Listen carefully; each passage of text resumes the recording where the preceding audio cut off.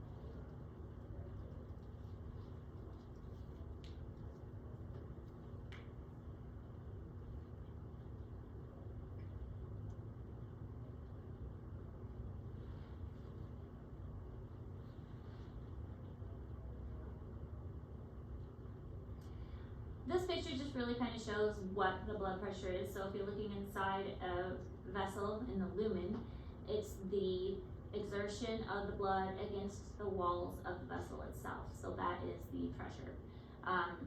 It's going to be lower in the veins and higher in the arteries.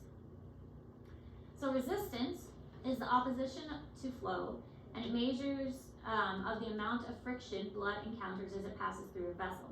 So you don't necessarily want a lot of friction, because the friction is going to make it harder for the blood to flow through a vessel.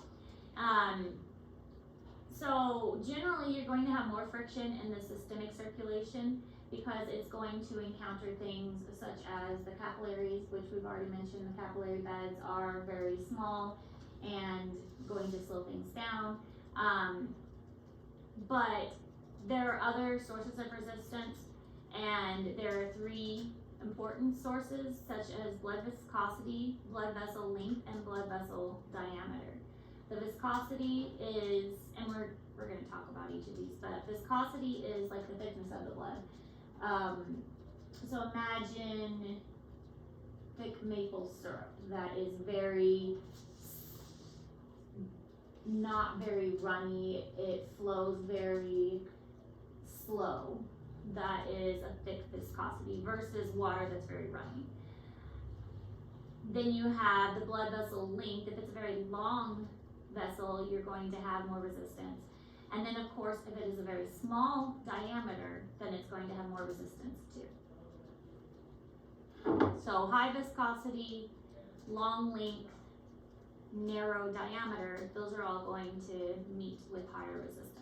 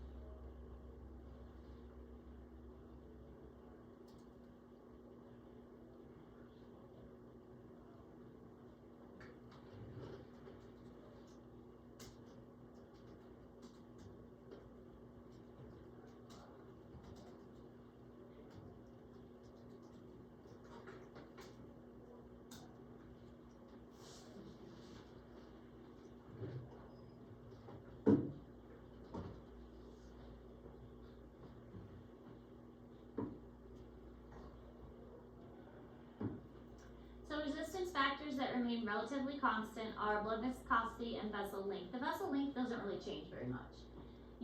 Our body doesn't just randomly adjust the length of our vessels just for fun. Viscosity does change sometimes. If we're really dehydrated, then the water can be pulled out of our blood, but it doesn't do that often. Our body tries to keep the viscosity normal, but it can happen if we get super dehydrated. That's one of the reasons why we can get headaches, is because we're not getting enough blood flow to our brain and our blood becomes a little more sluggish. But for the most part, it stays mostly constant. But obviously vessel length, I mean, our body just doesn't change the length of our vessels just because.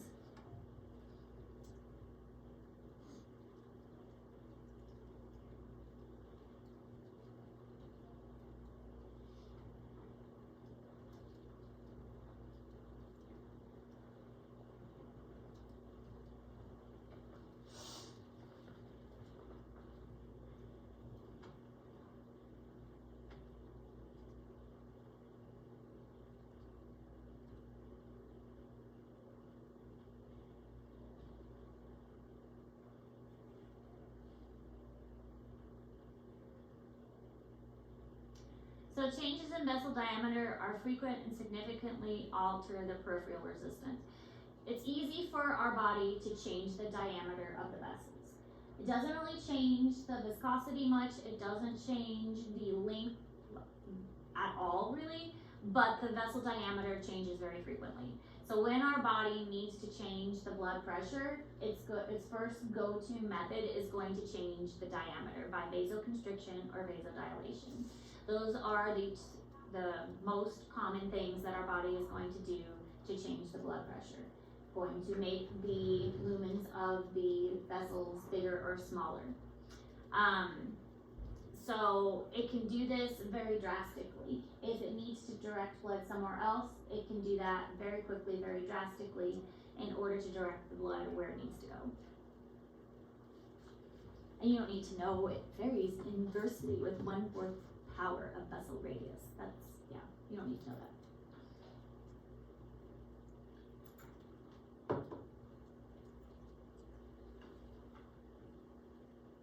Did you guys have a good weekend this weekend? I agree. You know that new snake I told you about? Yeah, you said something about you were trying to bring up. Well, that was the old snake. But then I got the new snake. It escaped Also, like outside or in the house? in the house. We haven't found it yet. I would not say there. It is still escaped somewhere. I couldn't. Miss it! It looks everywhere. Serious, I wouldn't be able to stay in your house if there was a snake on the loose. I'd like, It's no. little. It doesn't matter. If I wake up and there's a snake on me, I'm losing it. Same with like mice and I'm actually quite sad that it's gone. I really liked it. I went to play with it Friday night because I'm trying to get it tamed, and it's gone. So the other weekend, I was out in our forest behind our house. Forest.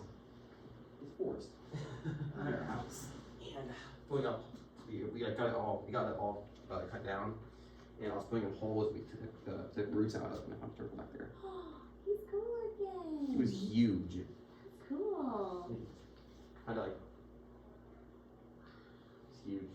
It looks like a red-eared slider because they get pretty big. Do you have a pond nearby? But you know, fields around our pond. We have one behind it, but it's not on our land. Huh. And we have our lagoon. We have said that's it. Maybe that's where it came from. That looked like a red-eared slider. And its nose is red Yeah. I thought that's what it is. or orangish. Yeah. Because they get pretty big like that. Yeah, it was big though. That's fun. We had a turtle in our little koi pond, and I'm hoping it survived the winter. I haven't seen it yet. But our water's really murky. The water could be murky until I get the filters put in, which I'm going to do over spring break. So. Alright, anyways. I'm still hoping the snake's alive. Because we have cats, and Ooh. I'm hoping. But see, cats, they usually like play with it. you know, so I'm thinking if the cat had gotten it, we'd find evidence. We'll see. So, like dogs too. The dogs probably would have just eaten it. See if it's a dog might try to get it. Probably got an event or something, or I'm still hoping we find it. Hopeful it'll turn up. Tonight I left like a heating pad on the floor, hoping that it'll come like because it wants to warm up, but I'm Yeah. thinking I might leave a little food out for it tonight. Maybe it'll be hungry and want to eat. We'll see. And then the second snake escaped this morning, and that one at least is easier to find because it's big and it gets stuck behind its tank, so it was kind of like wedged back there. So. How are snakes escaping? Well, this one, apparently, and I kind of knew this, corn snakes, the new one, are like master escape artists. And there are so many stories of them getting out. And there's like a little crack in the corner of the tank that it had like weaseled its way out. The other one has gotten out before because the cats help it. The cats help the other one get out. Like inspired. You got like one of like that zoo. That one movie where the animals talk to the zookeeper. Know that? Yeah. Yeah, I know you're talking about. Yes, it's like your house is like that basically, where all the animals are communicating. Is Inspiring against me. I'm convinced that you probably had heard them talking to them or something. I'm convinced, honestly. That's with Kevin James. And, Yes, with like Kevin guy, yeah. oh, like it's literally called Zookeeper. Oh, then yeah. Yeah, maybe. Seriously, animals. Okay, so vessel diameter. With vessel diameters in general, the capillaries are the smallest, and then arteries and venules a little bigger, and the diameter of the veins is the largest. Arteries, especially the aorta, they can be kind of large, but we already mentioned that the veins are the largest diameter as far as the lumens go. And then total cross-sectional area of vessels, if we looked at what has the most as far as total amount, then that would be the capillaries. There are more capillaries than anything else because the capillaries, there's just so much of them. And that's what this is referring to. There's a lot of capillaries and a lot of venules too. And there's not as many of the arteries and the larger veins. Average blood pressure, the blood pressure is going to be highest in the arteries, and as you go back to the heart, the blood pressure is really going to taper off in the veins. And then the velocity of the blood flow, it's going to slow down significantly in the capillaries and the veins because this is where the nutrient and waste exchange is going to take place. It's going to be very, very fast in the arteries because it's coming directly out of the heart. And it's going to get a little faster as you return to the heart, but it's still not going to be significantly fast. I thought this was a really kind of just interesting comparison because it shows the kind of the side by side of the different lumens of the different parts of the body. So the aorta has a very large opening. And I don't think this is just the opening. I think this is the overall that the aorta is big. So this isn't just the opening, this is the overall aorta. So the aorta is big in general. And when we do the dissection of the cat, we'll see this. The descending aorta that goes along the spine is just a really big structure because it is accommodating so much blood that's coming directly from the heart. Femoral artery is another one that's very large, obviously in the femur or in the leg. And then coronary artery, so this one's coming out of the heart. And then arterioles are very tiny, a small artery, and then the capillaries are super, super tiny. So this just gives a comparison of the size, which I thought was neat. I mean, not really significant or anything you need to know, but just kind of a fun visual. Is the aorta like? Because like I looked up a picture of it and it's showing something like this, where it's like the opening is that we were talking about. Yeah. So the aorta has a couple parts. It has the ascending, which goes up, which comes directly out of the heart, and then it has the aortic arch, which is the curvy part, and then it has the descending, which goes all the way down, like right along the spine. Yeah. That too. Okay. Mm-hmm. Ascending, arch, and then descending. And the ascending is like just a little piece. Small diameter arterioles are the major determinant of peripheral resistance. So they're the ones that are doing most of the increasing, decreasing by vasoconstriction, vasodilation. And they also have issues with fatty plaques from arteriosclerosis. Now, arteriosclerosis is the building up of plaque within the vessels from, a lot of it is cholesterol, or people that have high cholesterol. This is why whenever you go to the doctor, especially elderly people or people who are overweight, because it is usually an issue with people who are overweight. Now, not always people who are overweight, but a lot. They'll check your cholesterol levels. Because if you have high cholesterol levels, there's a high chance that this fatty plaque will build up inside your vessels. And this creates a turbulent flow, and this turbulent flow is going to increase the resistance of within your vessels. It will also make the blood very difficult because it decreases the size of the lumen. And we'll look at some pictures here in a moment. And as the size of the lumen decreases, it is much more likely to cause high blood pressure because the heart has to work that much harder to get the blood to flow through these constricted spaces. But not only that, it's going to cause a backup of blood, which creates blood clots. So it makes your heart tired because your heart has to pump harder, and it makes blood clots. And if those blood clots come loose, they can go to places that they should not, such as your lungs, which is called a pulmonary embolism, such as your brain, which could cause a stroke. It could go to your heart, which could cause a heart attack. And so you really don't want those blood clots to form. So all of this just because of an unhealthy diet and plaque forming within your vessels. So it's a very serious condition and something that should be paid close attention to.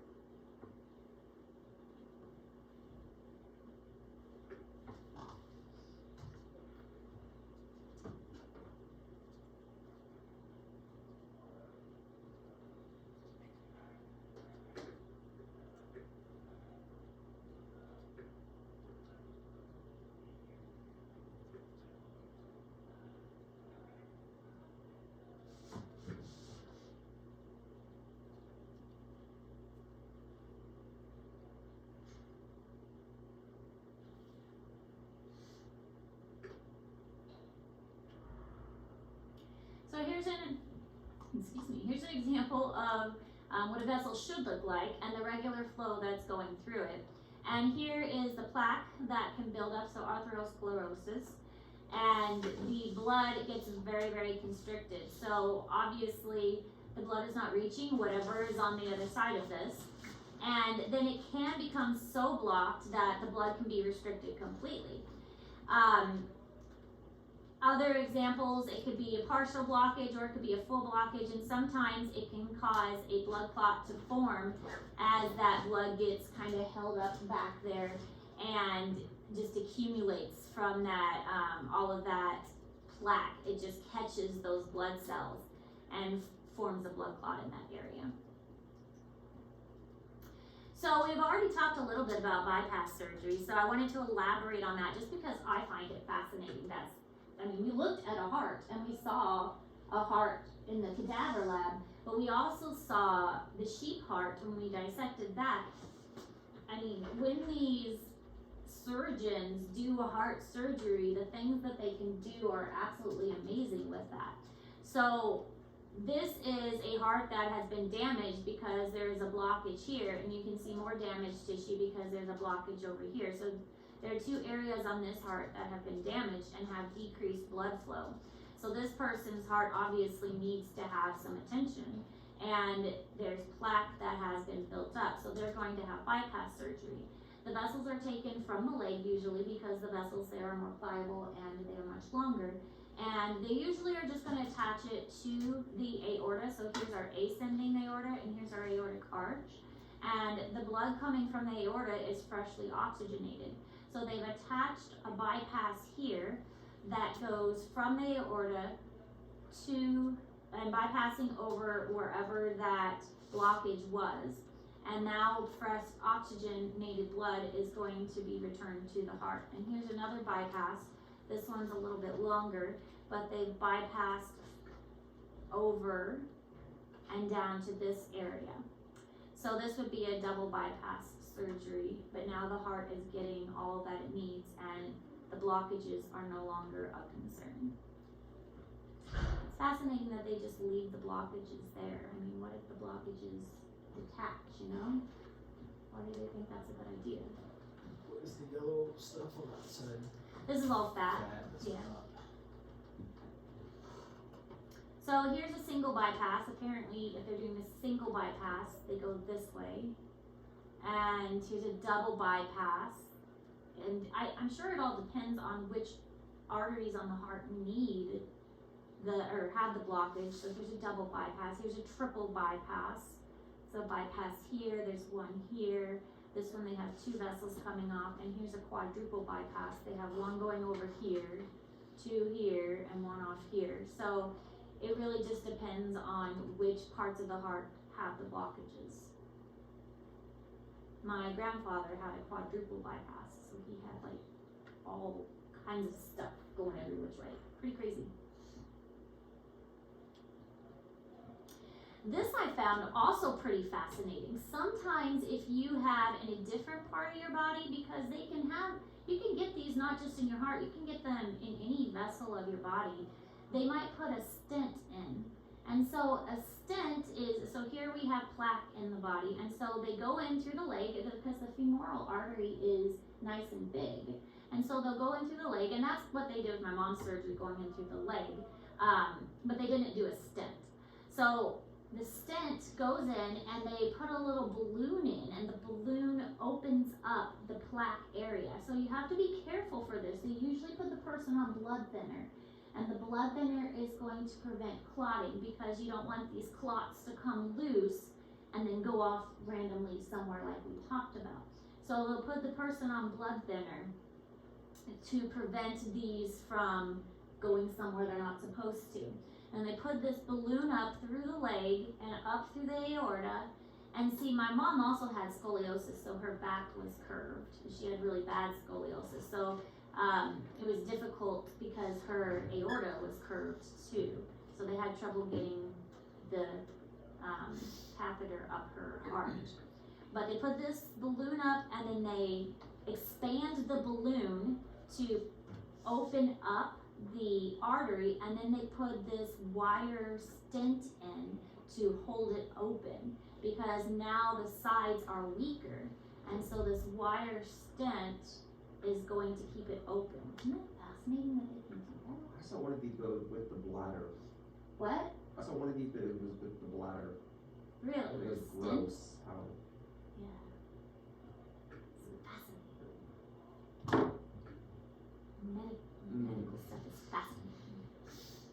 Just imagine them poking around like that inside your body. Because they have to go in with a camera too, somewhere. Would they go in the other leg with a camera? This is what my grandpa's do, I think. Yeah.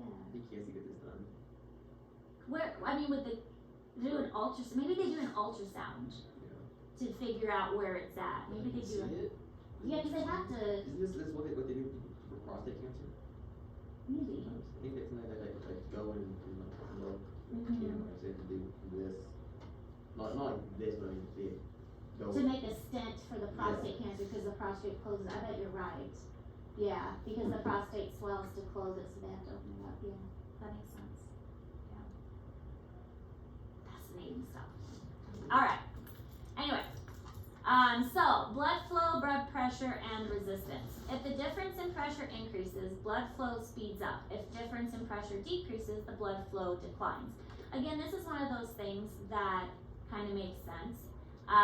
So if resistance increases, blood flow is going to decrease. Resistance is more important than the change in pressure and influencing local blood pressure. So it's all about resistance. That's the key takeaway here. It's all about resistance. We can create that resistance. The main way our body does that is by changing the diameter of the vessels. That's the main way our body is going to increase or decrease the resistance.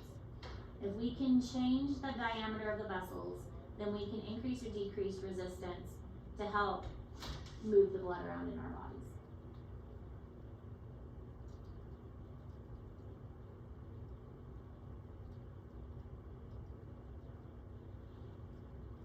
The slide had a bunch of funny equations, but I changed the equations around to make it make more sense. Or at least try to make it make more sense.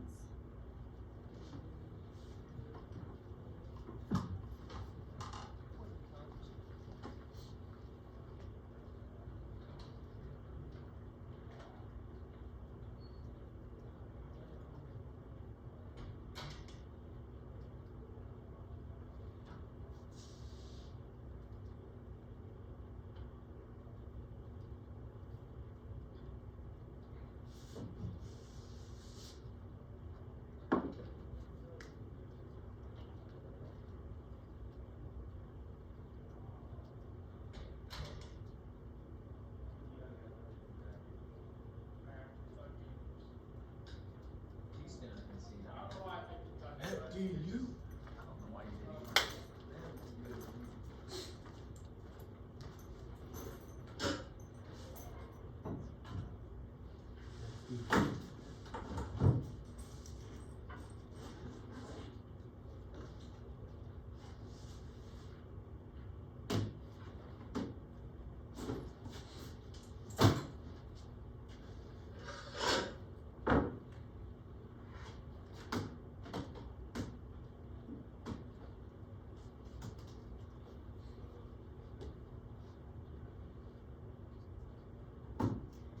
So the pumping action of the heart generates blood flow through the vessels along a pressure gradient, always moving from higher to lower pressure. Again, it's that whole pressure gradient thing, high to low gradient. It always comes back. That's why I pounded that osmosis and diffusion stuff into your head at the very beginning of the year, because everything rests on that. Systemic pressure is high to low. It's highest in the aorta, and then in the right atrium, where it's dumping back into the heart, that right atrium, it's zero. It's nothing, because it's just dumping back into the heart, so there's really no pressure at all there. The steepest change in blood pressure occurs in the arterioles. And again, that's because the arterioles are modifying their diameter a lot. And so there's a lot of change going on there.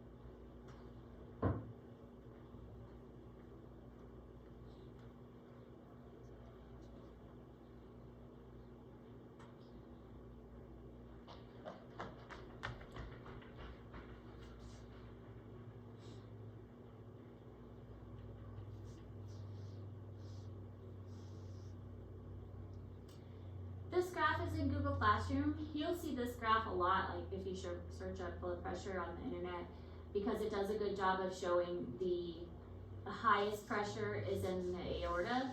It's coming right, well, technically the highest pressure is in the left ventricle, because that's where the squeezing is actually taking place. But then in the aorta after that, and then coming into the right atrium, that is going to be the absolute lowest. So this is in Google Classroom because these are words that you will need to know when we do our lab on blood pressure. Then we've got systolic and diastolic pulse and mean arterial pressure. Systolic is the pressure exerted on arterial walls during ventricular contraction. Diastolic is the lowest level of arterial pressure during a ventricular cycle. So if we go back to this really quick, diastolic pressure is here, systolic pressure is here. So systolic is the top, diastolic, so again 120 over 80, 120 over 80. So that's the systolic is top, diastolic is bottom, 120 over 80 is the blood pressure that we're typically looking at.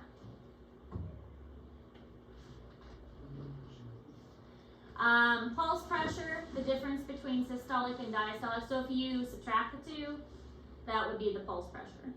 And the mean arterial pressure, pressure that propels the blood to the tissues. So to figure out what the mean arterial pressure is, and you won't have to do that for the test, I'm not going to make you figure out what the mean arterial pressure is. You may need to know the definition for it, but you won't need to know how to figure it. It's the diastolic pressure plus 1/3 of the pulse pressure. You're not going to have to calculate it. But all of that is in Google Classroom.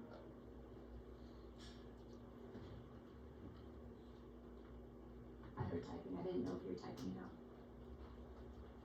I promise I'm not staring at you creepily. I'm a native of it.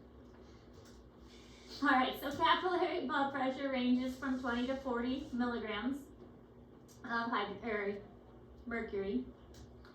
And the low capillary pressure is desirable. The vessels are fragile. As we saw last class, they have those fenestrations in them that make them leaky. So they're not even really put together all the way sometimes. There's all these gaps and holes that allow materials to go in and out. And if we had really high pressure in them, then they would just rupture and burst all the time. And that's why sometimes if you overexert yourself or you are straining too hard in a sport, weightlifters who are trying to lift too much weight, the capillaries burst in their eyes or something. Because capillaries don't want that high pressure. They've got thin walls that are fragile. So a lower pressure is better for them. And this low pressure is good enough to push the fluids through that needs to get pushed through.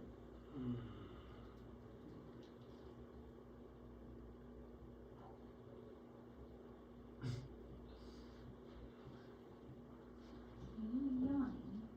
No, I'm stretching.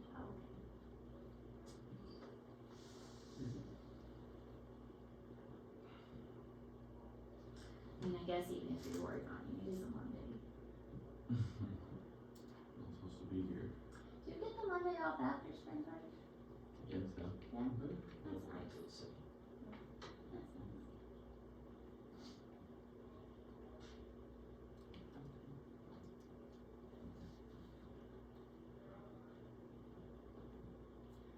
So venous blood pressure is pretty steady and changes little because it's really the arterioles that are doing most of the changing. So the veins aren't really changing their pressure too much. The pressure gradient in the venous system is only about 20 milligrams. They don't have a whole lot of pressure either because, again, the blood is flowing from high pressure to low pressure. And that's the way that our blood is going to flow through our system. It's what we want so that the blood can flow through our bodies the way it's supposed to. And you have already seen this probably in movies because movies make it so dramatic. A cut vein has even blood flow, a lacerated artery flows in spurts. So if you've ever seen a horror movie or something, then sometimes movies make this a little more dramatic where the blood just spurts out of a gash or something. Oh, I've cut an artery. Well, yeah, but is it really that dramatic? Sometimes it might be, but Hollywood likes to make things even more dramatic. What is the Zen revolution? That's good. That's 3 times. Yeah.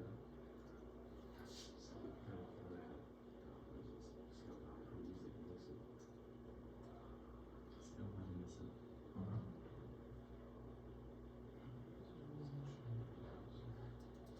Trying to look up,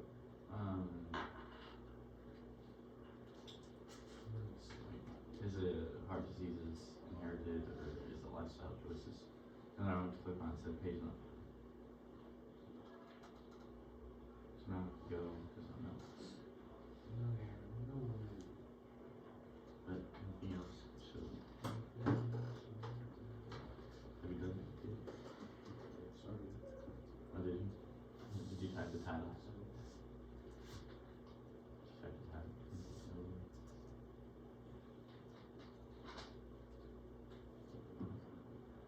Mm-hmm.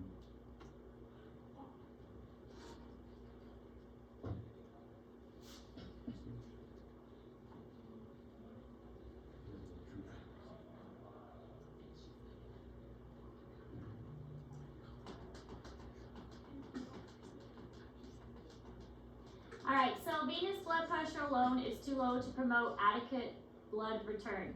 It's not going to get from your feet to your heart. It can't go against gravity. So there has to be something else to help it get back up to your body. There's a respiratory pump, which is pressure changes created during breathing. It kind of sucks the air or the blood up toward the top of your body by the heart squeezing. It kind of is going to suck it up. But also there's a muscular pump, and this is a lot more of what's going on. The contraction of the skeletal muscles, and we'll look at a picture on the next slide, but contracting the skeletal muscles is going to kind of push the blood upwards, and then the valves prevent it from falling back down. So you've been in a long car. Have you ever heard that you're supposed to get up and walk like every 2 hours or something? Or after a surgery, they make people get up and walk a lot, even though you just had a major surgery. Why are you making me get up and walk? It's because of this. It's because the veins in your leg have valves in them, and you need to get the blood back up to your heart. And if a person is not capable of walking, then they will often put compression stockings on them to squeeze the legs. Sometimes the compression stockings even will squeeze automatically, like on a machine, to move the blood up the legs for the person. So if the person is confined in bed, when I was in ICU, I saw some people who could not move, and so they had the compression stockings that automatically squeeze their legs to return the blood flow to their heart for them. If a person did have surgery, then those compression stockings help them move that blood up. And same thing with people with diabetes. Diabetic people have problems with circulation, so they often have to wear compression stockings because it squeezes their leg and it helps with this blood flow back up to their heart. Because the muscles in your leg do an important job of returning that blood. And you don't want that blood to just settle there, because it is going to be more likely to have blood clots form. If it just settles there, sitting on those valves, that's not good. Even when they're walking, it doesn't, because like I work with a guy and he has diabetes and he had to get those socks because like I guess the blood wasn't flowing right. So Even when they're walking, it's hard for diabetic people because their blood just doesn't return the way it's supposed to. Yeah. And so most diabetic people do have poor circulation, and they do have to have those compression stockings. So this is what it looks looks like. The blood is going this direction. And so the muscles squeeze, and as the muscles squeeze, the valves prevent the blood from going this way. It can't go back. And so the only way the blood can go is continuing this way. And so as the muscles squeeze, it's forcing the blood to go upward like this. So again, this is why it is important for you if you're on a flight that's really long to get up and walk around, or if you're in a car on a long car ride to stop every couple hours to get out and walk around, because you need to return the blood to your legs and make it go up to your heart as well. So moving those legs, and again, after surgery, they want you up and moving because they want that to continue to increase your blood flow. You may be tired after a surgery, they don't care. They want you up and moving so that blood can be pushed back to your heart. All right, oh, look at that, perfect timing. Perfect timing. All right, now, depending on, because they did say that they're gonna split you guys up half and half. I don't know who's gonna be gone which days.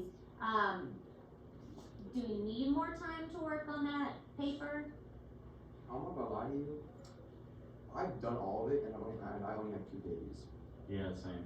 I had 3, you said to like, I have everything, Library. every paragraph, and I only have 2 pages. Could you pick a particular heart condition and expand on that one? I picked it one, and I wrote about it. And it's still, It's was still, only 2 it's only pages? 2 pages. I mean, it's 2 pages, but then the third one has like maybe a paragraph too. I think you could still probably fluff it some more. Alright. Did you talk about clinical treatment?